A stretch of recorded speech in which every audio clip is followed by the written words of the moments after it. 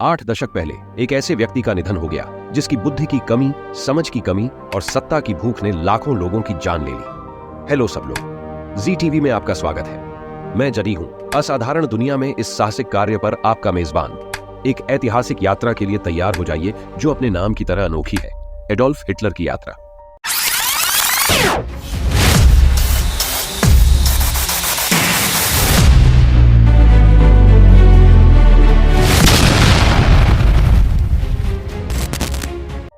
Adolf Hitler एक German राजनीतिज्ञ थे जो 1933 से 1945 तक जर्मनी के चांसलर के रूप में नाजी पार्टी के नेता के रूप में सत्ता तक पहुंचे।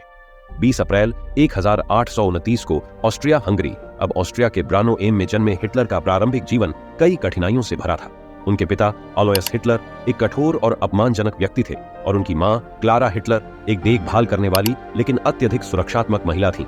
हिटलर का बचपन का सपना एक कलाकार बनने का था, लेकिन Vienna academy of fine arts से 2 बार अस्वीकृति का सामना करने के बाद उन्होंने अपना रास्ता खोजने के लिए संघर्ष किया। 19वीं सदी की शुरुआत में वह म्यूनिख, जर्मनी चले गए, जहां उन्होंने गरीबी में जीवन बिताया और गुजारा करने के लिए छोटी मोटी नौकरियां की। प्रथम विश्व युद्ध ने हिटलर की विचारधारा और राजनीतिक महत्वाकांक्षाओं को आकार देने में महत्वपूर्ण भूमिका निभाई।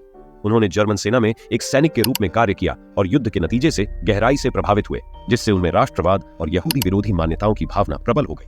हिटलर जर्मन वर्कर्स पार्टी में शामिल हो गया, जो बाद में national socialist German workers party NSDAP या नाजी पार्टी बन गई।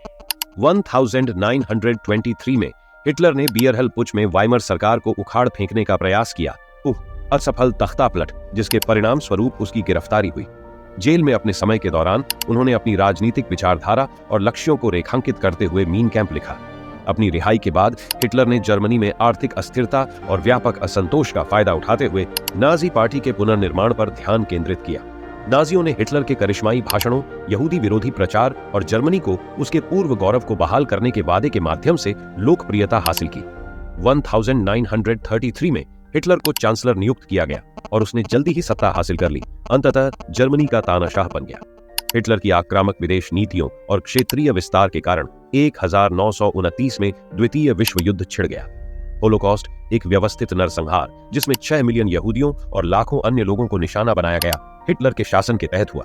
युद्ध के परिणाम स्वरूप भारी मानवीय पीड़ा हुई और जीवन की हानि हुई, क्योंकि मित्र देशों की सेनाओं ने 1905 में जर्मनी को बंद कर दिया। 30 अप्रैल को हिटलर ने बर्लिन में अपने बंकर में आत्महत्या कर ली, जिससे नाजी शासन का अंत हो गया। एडोल्फ हिटलर की विरासत बदनामी में से एक बनी हुई है, जो नरसंहार के अत्याचारों और अनियंत्रित शक्ति और चरमपंथी विचारधाराओं के खतरों का प्रतीक है।